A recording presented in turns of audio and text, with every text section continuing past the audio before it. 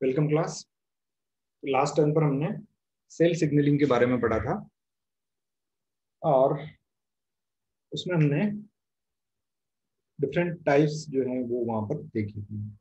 तो next topic है आपका, इसमें आपका जैक स्टेट और एमएपी काइनेज और दूसरी जो सिग्नलिंग मेथड है उनके बारे में हम यहाँ पर नेक्स्ट टॉपिक में चर्चा करेंगे। और सबसे पहले हम ले रहे हैं यहाँ पर जैक स्टेट सिस्टम। तो जैक स्टेट सिस्टम को हम डिटेल से डिस्क्राइब करेंगे यहाँ पर कि वो किस प्रकार से काम करता है। तो जैक स्टेट हमारा जो सिस्टम है, इसमें there are three main components of JAK STAT system. ये एक चीज आपको ध्यान में रखनी है कि JAK STAT is also a type of signalling. Okay, so this system consist of three main component. The first one is a receptor, जैसा कि हमने पहले भी सेल सिग्नलिंग में देखा था कि एक रिसेप्टर होता है, उसके ऊपर एक जो लिजेंड है वो आकर के और इसके ऊपर जुड़ता है। ओके, तो दूसरा जो कंपोनेंट होगा इसका वो है आपका जेनस काइनेज, या जिसको हमने जैक कहा है, JAK means Janus kinase. And the third one is STAT, STAT. What is STAT? STAT is signal transducer and activator of transcription.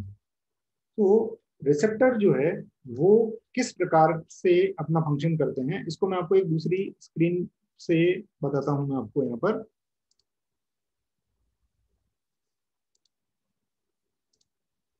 इसमें आप ये देखेंगे कि जैक स्टेट जो सिग्नलिंग पाथवे है, ये this consist of three main components जो हम बता रहे थे यहाँ पर कि आपका रिसेप्टर हो गया। अब रिसेप्टर जो है वो कहाँ होता है? ये सेल सरफेस के ऊपर होता है, और इससे आकर के और जो सिग्नल लेकर के जो आया है मॉलिक्यूल, उसको हम क्या कहेंगे? लिगेंड। ये लिगेंड जो है हम याद रखने के लिए इनको दो कैटेगरी के अंदर डिवाइड कर सकते हैं, टिन्स एंड टर्स। इनके नाम के पीछे INS आता है या TIN आता है, उनको हम इस कैटेगरी में रखते हैं। और दूसरा है टर्स। देखिए आप इसमें टिन्स में क्या क्या आता है आपका? प्रोलेक्टिन, इरिथ्रोपोइटिन, इनमें सब में आगे TIN जो है वो आ रहा है, थ्रोम्बोपोइटिन एंड लेप्टिन। ये आपका लिगेंड है जिनके पीछे TINS आता है, टीन्स इनको हम कहते हैं। दूसरा है टर्स। टर्स में आपका एक हो जाएगा इंटरफेरॉन्स और इंटरल्यूकिन्स, जो इसमें GM और CSF वगैरह जो हैं वो इसके अंदर आते हैं। इसके बाद हम आगे बात करेंगे। तो इस स्क्रीन को हम वापस ले रहे हैं और मैं आपको वापस इसी स्क्रीन के ऊपर ले आता हूं कि ये रिसेप्टर्स यहाँ पर हैं। ओके, अब ये काम किस तरह से करता है, इसको अगर आप देखेंगे तो मैकेनिज्म क्या है यहाँ पर। देखिए, JAKs which have tyrosine kinase activity, इसको हमने क्या कहा? जैक इज जेनस काइनेज, और इसमें टायरोसिन काइनेज एक्टिविटी होती है। It will bind to some cell surface cytokinin receptors, and the binding of the ligand to the receptor triggers activation of JAKs। कि जो रिसेप्टर आकर के और जुड़ रहा है, यहाँ पर भी हमने इसको दिखाया हुआ है कि रिसेप्टर के साथ में टर्स या टिन्स टाइप के रिसेप्टर्स जो हैं वो आकर के जुड़ते हैं और वो जैक को एक्टिवेट करते हैं। पहले आप मैकेनिज्म समझ लीजिए इसका, फिर मैं इसको डायग्रामेटिकली एक बार वापस एक्सप्लेन कर दूंगा। Now what happens? The binding of ligand with the receptor will increase activation of JAKs. Okay. Now with this binding and activation of JAK, increase kinase activity, and as I told you earlier that JAK have tyrosine kinase activity. So the JAK will phosphorylate tyrosine residue of the receptor. Receptor पर जहां tyrosine है उसका phosphorylation ये करता है। Now the STAT processing SS2 domains are recruited to the receptors. अब इसमें जो स्टेट्स के जो प्रोसेसिंग डोमेन्स हैं वो रिसेप्टर जो है उनको सेलेक्ट करता है and are themselves tyrosine phosphorylated by JAKs, और जो कि खुद जो है आपका जैक के द्वारा उसके टायरोसिन के साथ में फॉस्फेट जो है वो जोड़ दी गई है। अब ये जो स्टेट है इसका भी फास्फोरिलेशन हो जाता है और दो स्टेट जो है वो एक दूसरे के साथ आकर के और जुड़ जाते हैं। Now these activated state dimers accumulate in the cell nucleus and activate transcription of their target genes। देखिए ज्यादा उलझन में पढ़ने की जरूरत नहीं, मैं आपको सीधा सा इसको समझा देता हूँ कि एक रिसेप्टर है, उसके ऊपर लिगेंड आकर के जुड़ा है और उसकी वजह से जैक का एक्टिवेशन हुआ है। जैक क्या करेगा कि रिसेप्टर पर जो टायरोसिन है उस टायरोसिन का फास्फोरिलेशन करता है। अब ये फास्फोरिलेटेड जो है उसके बाद में फिर जो स्टेट मॉलिक्यूल है उन या हम कहेंगे स्टेट यूनिट्स हैं, उन यूनिट्स का भी फास्फोरिलेशन करता है और ऐसी दो स्टेट यूनिट्स जो है वो एक दूसरे के साथ जुड़ करके और डाइमर बनाती है। अब ये डाइमर जो है वो न्यूक्लियस के अंदर एंटर करता है और ये एक पर्टिकुलर जीन को, जिसके लिए जो मैसेज आया है उस जीन को ये इंड्यूस करेगा, यानी उससे ट्रांसक्रिप्शन करेगा, करवाएगा, और ट्रांसक्रिप्शन होने की वजह से क्या बनेगा, mRNA बनेगा और उसके ट्रांसलेशन पर एक प्रोटीन जो है वो बनती है। ये बेसिक फंडामेंटल चीज है जैक स्टेट मैकेनिज्म की। ओके, इसी को हम डिटेल में आगे लेते हैं हम।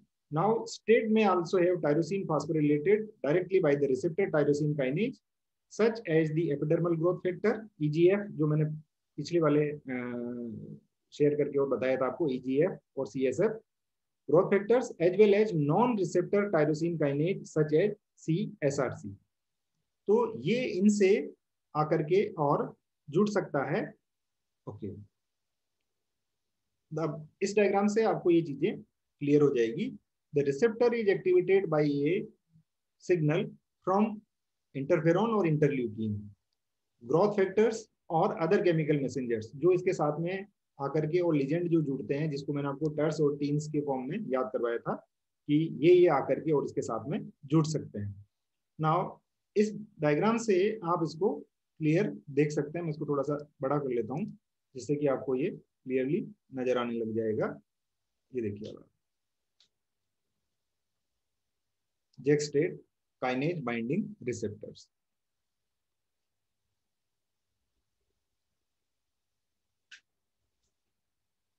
Tyrosine protein kinase, Janus kinase, और जब ये इसके साथ में आकर के जुड़ता है, जैसे हमने कहा कि एक हार्मोन जो है वो रिसेप्टर के साथ में आकर के और ये जुड़ा है, ये रिसेप्टर है और ये आपका लिगेंड हो गया है।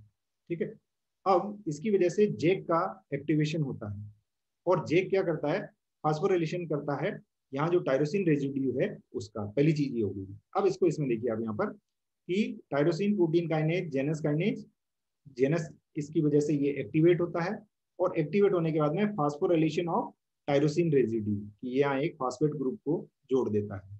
Now binds signal transducer and activator of transcription. ये क्या है, state, signal transducer and activator of transcription. ये स्टेट जो है वो इसके साथ में आकर के और जुड़ता है। Now STAT phosphorylated by JAK. अब ये जो स्टेट आकर के जुड़ा है इसके साथ में, इसका भी फास्फोरिलेशन जो है वो इससे हो जाता है। अब इस तरह से जो फास्फोरिलेटेड स्टेट जो बने हैं, ये फास्फोरिलेटेड स्टेट क्या होगा, डाइमर का फॉर्मेशन जो है वो करते हैं और ये डाइमर जो है वो ले जाया जाता है न्यूक्लियस में। डाइमर को वापस जो है वो न्यूक्लियस के अंदर ले जाया जाएगा और न्यूक्लियस में जाने के बाद में ये क्या करेगा, आपका उसको इंड्यूस करेगा, जिससे कि, चलिए इसी डायग्राम पे वापस आता हूँ ना, ये आपका ट्रांसक्रिप्शन का काम जो है वो करवाता है। अब इससे कौन सी प्रोटीन बनेगी, जिस प्रोटीन के लिए आपका सिग्नल जो है वो यहाँ पर आया है। ओके, अब इसको अगर आप डिटेल से देखें, ये पूरा जैक स्टेट पाथवे जो है उसको हम यहाँ पर डिटेल से देख सकते हैं। इसको मैं थोड़ा सा बड़ा कर लेता हूँ जिससे कि आपको ये आसानी से नजर आने लग जाएगा। ओके, हम यहाँ से स्टार्ट करते हैं इसको। ये देखिए, ये जैक स्टेट बाइंडिंग रिसेप्टर है और ये ट्रांसमेम्ब्रेन डोमेन है। ये आपका जैक बाइंडिंग बॉक्स है 1 और 2, और ये है आपका साइट जो है इसकी, ये आपका एक रिसेप्टर हो गया, और जेक जो है वो इसके साथ में लगा हुआ है। ये जेनस काइनेज को भी डिटेल में यहाँ पर बना करके और बताया हुआ है। ये जेक है, यहाँ पर जेक है, और ये स्टेट है। ओके, तो जब आपका लिगेंड जो है वो आकर के इसके साथ में जुड़ता है, तो ये जेक जो है आपका वो एक्टिवेट होगा, और जेक एक्टिवेट होने के बाद क्या करेगा, आपका फास्फोरिलेशन का काम करेगा यहाँ पर, और उसकी वजह से आपका फास्फोरिलेशन जो होगा, इसमें एमएपी काइनेज की भी एक्टिविटी होती है। इसको हम नेक्स्ट चैप्टर में डिटेल से बात करेंगे कि एमएपी काइनेज जो है वो इसकी एक्टिविटी किस तरह से करवाता है। इसको अगर आप देखेंगे यहाँ पर कि ये देखिए, ये आपका स्टेट हो गया, और डाइमर का फॉर्मेशन इनका यहाँ, ये एक स्टेट है, इसका फास्फोरिलेशन हो जाएगा, और इनका डाइमर का फॉर्मेशन जो है वो यहाँ पर हो जाएगा। ये स्टेट हो गया, ये आ गया signal transducer and activation activator of transcription, ये स्टेट हो गया आपका। अब ये स्टेट का कंपोजिशन है, इसमें जो डिफरेंट रीजन्स हैं उसमें हमारे लिए यहाँ पर ये है कि ये डीबीडी या DNA binding domain. Okay, DNA binding domain, ये डीएनए बाइंडिंग डोमेन जो है वो आपको इसके साथ में जाकर के और न्यूक्लियस के अंदर जाकर के और जुड़ता है। ये देखिए, ये डाइमर का फॉर्मेशन हो गया यहाँ पर ये, और ये आपका डीएनए। अब ये इसके साथ जाकर के और जुड़ जाता है, जो मैंने आपको बताया था वहां पर, कि अब ये क्या करवाएगा, ये इसका टारगेट जीन है, इस टारगेट जीन से ये आपका ट्रांसक्रिप्शन का फंक्शन जो है वो करवाता है। और जब इसका फंक्शन जब पूरा हो जाता है, तब इसका इनएक्टिवेशन जो है वो किस तरह से यहाँ पर होगा, suppressor of cytokinin signalling SOCS, ये आकर के और इसके साथ में जुड़ जाता है जेक के साथ में। ये देखिए यहाँ पर जेक के साथ में जुड़ गया है यहाँ पर ये। ओके, तो अब आपका ये जो स्टेट है, इसको भी जो डीएनए बाइंडिंग साइट डी जो थी आपकी यहाँ पर, उस डीएनए बाइंडिंग साइट को ये आपका ब्लॉक कर देता है। देखिए, protein inhibitors of activated states, यहाँ SAP है आपका, ये SAP डोमेन, और ये ZNRF डोमेन है आपका, ये रिंग ट्रिगर डोमेन। तो ये इसको इस तरह से आकर के और उसको जुड़ जाता है, जिसकी वजह से आपका ये फंक्शनिंग जो है उसकी बंद हो जाती है। ओके, तो बेसिकली आपको मैंने जो बताया था कि ये आकर के लिगेंड जो है वो रिसेप्टर से आके जुड़ता है, टायरोसिन का फास्फोरिलेशन होता है, जेक एक्टिवेट हो जाता है, और ये स्टेट का फास्फोरिलेशन करता है, और स्टेट का डाइमर बनता है, और ये डाइमर जो है इसकी जो डीएनए बाइंडिंग डोमेन जो है उसके साथ में जाकर के और ये डीएनए के साथ में अटैच हो जाता है। और अब इसका जो टारगेट जीन है, उस टारगेट जीन से ये ट्रांसलेशन का काम, ट्रांसक्रिप्शन एंड ट्रांसलेशन का काम करवाता है, जिससे कि प्रोटीन का सिंथेसिस होता है। ओके, इसको अगर हम थोड़ा सा और डिटेल में देखें, जेक स्टेट सिग्नलिंग, ये जेक यहाँ पर जुड़ा हुआ है, ये आपका रिसेप्टर आया है, ये सेल मेम्ब्रेन के अंदर रिसेप्टर, ये आपका ये यहाँ पर है। ओके, देन नेगेटिव रेगुलेशन, ये आपका स्टेट यूनिट्स हैं ये, और ये स्टेट यूनिट्स जो हैं वो किस तरह से फंक्शन करेगी, आपका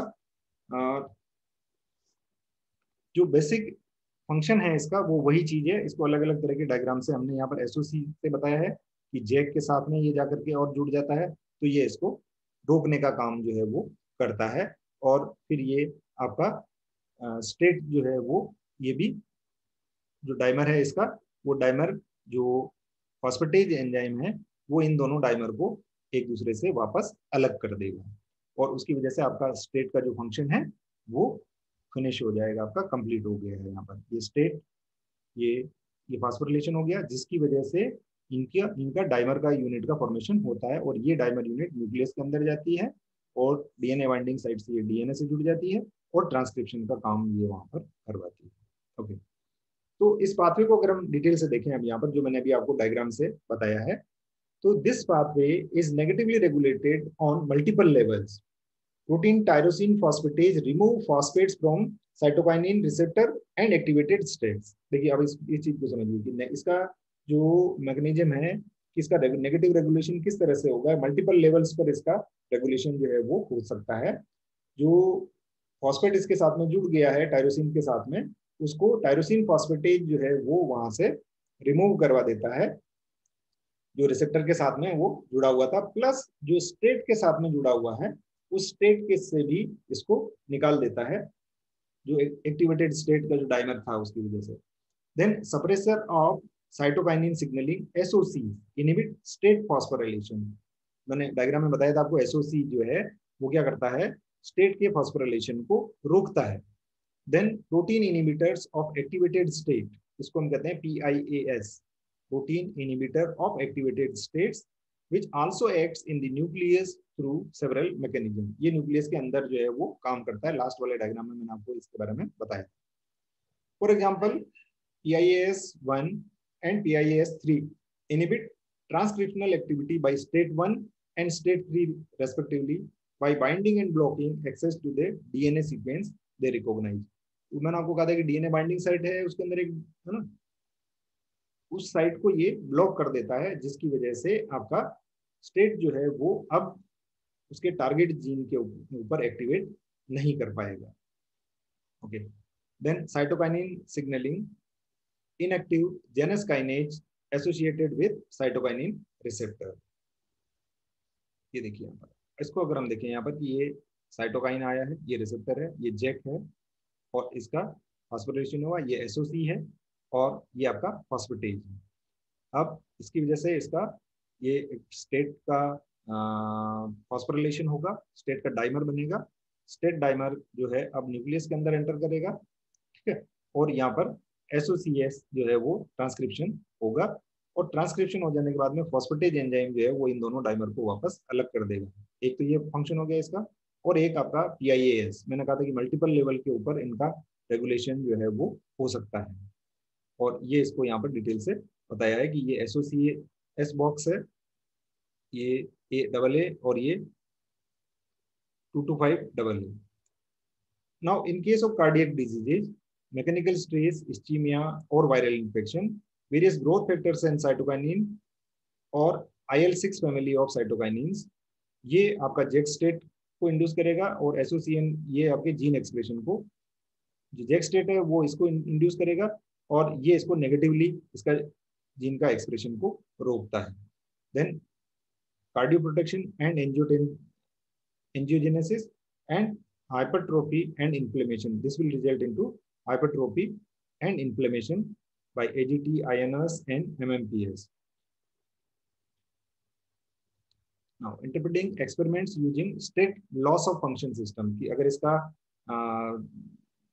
लॉस हो जाता है तब किस तरह से ये काम जो है वो कर सकता है, खास करके कैंसरस सेल्स में हम इसका वो देख सकते हैं। जैसे हम एक एग्जांपल लेते हैं यहाँ पर कि experiment with different state knockouts mice.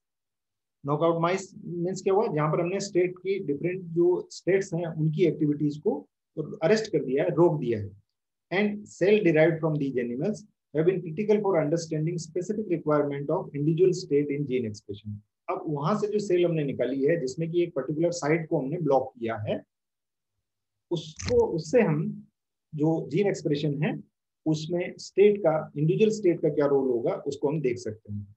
For example, state 5A and 5B are essential for the expression of genes that promote hemopoietic survival, whereas state 1 is required for the expression of IFN, regulated genes that are involved in the protection against pathogens। Pathogen को रोकने के लिए जो है वो आपका state 1 जो है वो उसकी जरूरत हमें यहाँ पर होती है, और जो होमोपोइटिक सर्वाइवल के लिए हमारे को स्टेट 5A और स्टेट 5B की जरूरत होती है।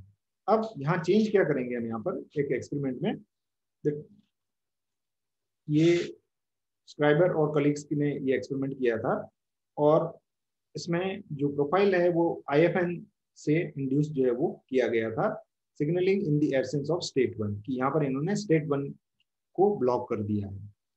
So numerous genes were induced by IFN in the absence of state 1, leading to the conclusion that the IFN-R activates state 1 independent gene expression program.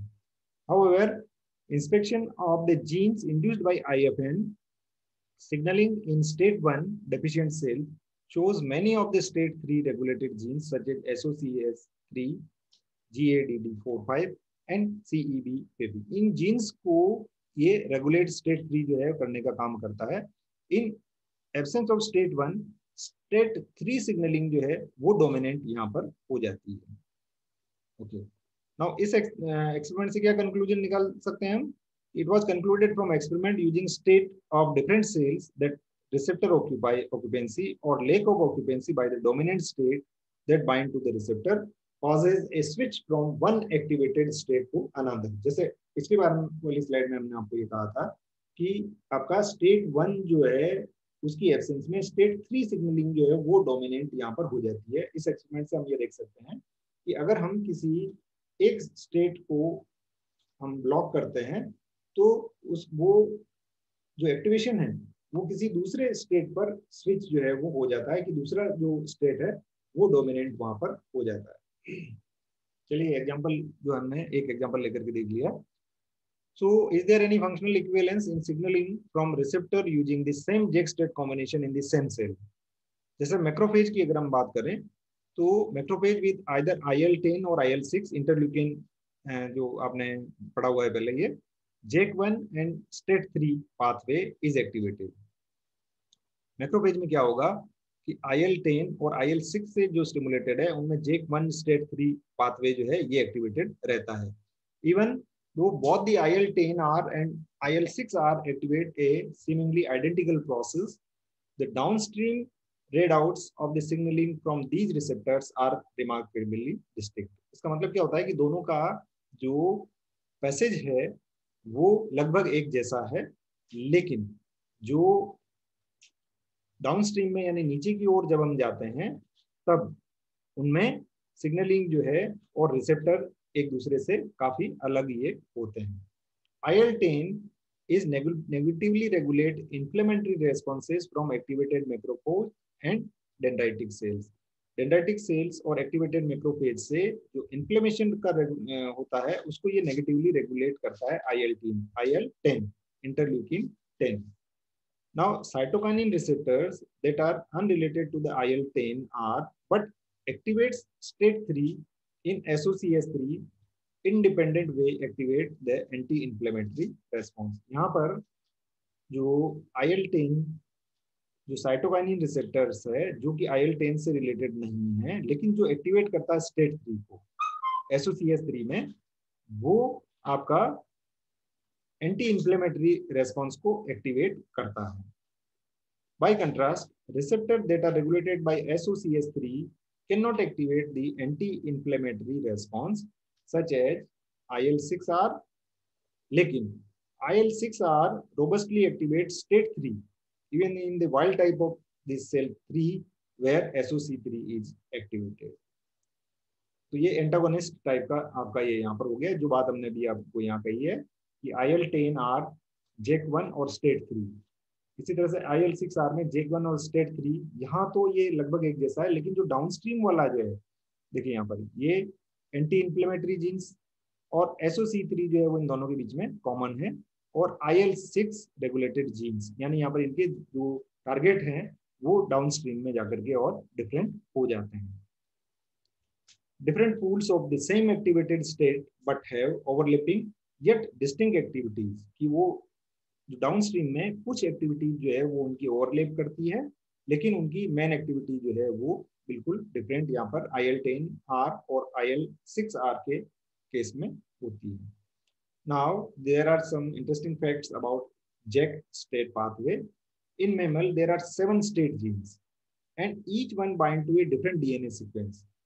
This affects basic cell function like cell growth, differentiation and cell senescence या cell death को ये control जो है वो करता है।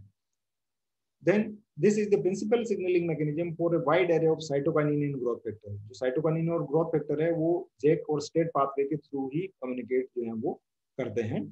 JAK activation stimulates cell proliferation, differentiation, cell migration and apoptosis। कि JAK वाला जो है वो क्या करता है यहाँ पर कि ये सेल प्रोलिफरेशन करवाता है, उनका डिफरेंशिएशन करवाता है, विभेदन करवाता है, सेल का माइग्रेशन करवाता है, और उनमें जो सेंसेंस जिसको सेल प्रोग्राम सेल डेथ या एपोप्टोसिस हम कह रहे हैं उसको ये कंट्रोल करता है। Then mutations that constitutively activate or fail to regulate JAK signaling properly cause inflammatory diseases like erythrocytosis, gigantism and leukemia. ये किस केस में होंगे यहाँ पर, जहां पर कि आप ऐसा म्यूटेशन हो गया है जो कि जिसमें जेक का रेगुलेशन जो है वो प्रॉपर नहीं होता है। तो मैंने आपको कहा था कि कैंसरस जो सेल्स हैं उसके बारे में भी हम बाद में चर्चा करेंगे। तो JAK STAT pathway is evolutionarily conserved from slime molds and worms to mammals, लेकिन ये फंजाई और प्लांट के अंदर नहीं होता है। Then disrupted or dysregulated gestative functions, which is usually by inherited or acquired genetic defects, can result in immune deficiency syndrome and cancer। जो मैंने आपको बता रहा था कि ये इसकी जो एनामली है उससे आपको कैंसर जो है वो हो सकता है। तो चलिए ये कुछ रेफरेंसेस हैं। इसके अलावा एक चीज और मैं आपको दिखाना चाह रहा था यहाँ पर, कि इसको मैं शेयरिंग बंद कर रहा हूँ इसकी, और एक और जो चीज थी हमारे ऊपर ये बता रहा था मैं शुरू में आपको। इसमें अगर आप देखेंगे, आगे ले चलता हूँ मैं आपको, ये देखिए ये वापस सिंपल आ जाते हैं। हमने जो इतनी सारी चीजें आपको बताई है उससे थोड़ा सा कंफ्यूजन जो है वो आपको यहाँ पर हो सकता है। तो उसको छोड़ने के लिए एक छोटा सा एनिमेशन है, ये एनिमेशन मैं आपको दिखाना चाहता हूँ कि इसमें आप देखेंगे कि आपका जो ये जेक है और ये आपका टायरोसिन रेजिड्यू है, ठीक है। तो जब ये आकर के जुड़ता है तो जेक जो है फास्फोरिलेशन करता है किसका, स्टेट का।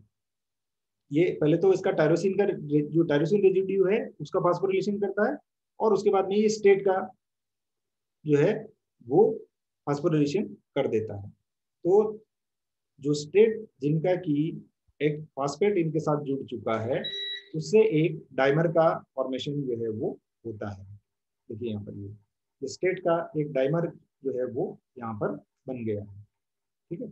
यानी डाइमर में क्या हो गया कि दो स्टेट जो है यूनिट्स जो है वो फास्फोरिलेशन के कारण से यहाँ पर आकर के और जुड़ जाती है। ये आपका हो गया। अब ये जो स्टेट डाइमर है ये क्या करेगा, न्यूक्लियस के अंदर इंटर हो जाएगा, न्यूक्लियस के अंदर आ गया है ये।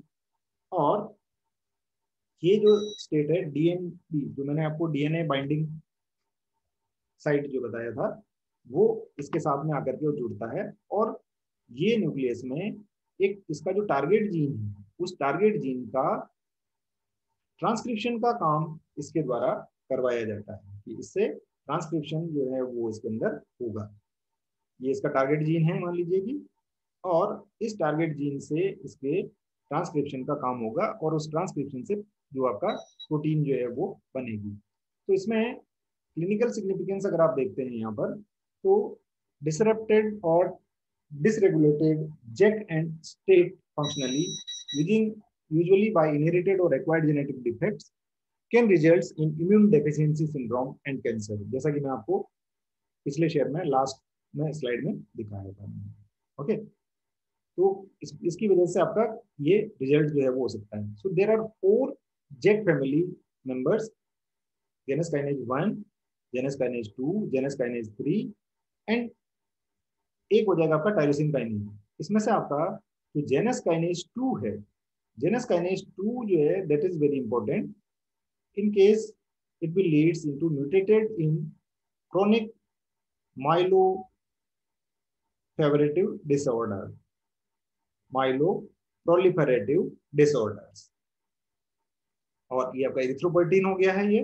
Then mutated in 100% of polycythemia vera, जहां पर कि आपका एरिथ्रोपोइटिन जो है वो आपका JAK2 जेनस काइनेज 2 इसके ऊपर एक्टिवेटेड करता है। Then essential thrombocytosis, myelofibrosis and not mutated in CML। तो ये एक पूरा इसका आपका हो जाता है, और इसके बाद में नेक्स्ट क्लास में MAP काइनेज के बारे में स्टडी करेंगे। Thank you.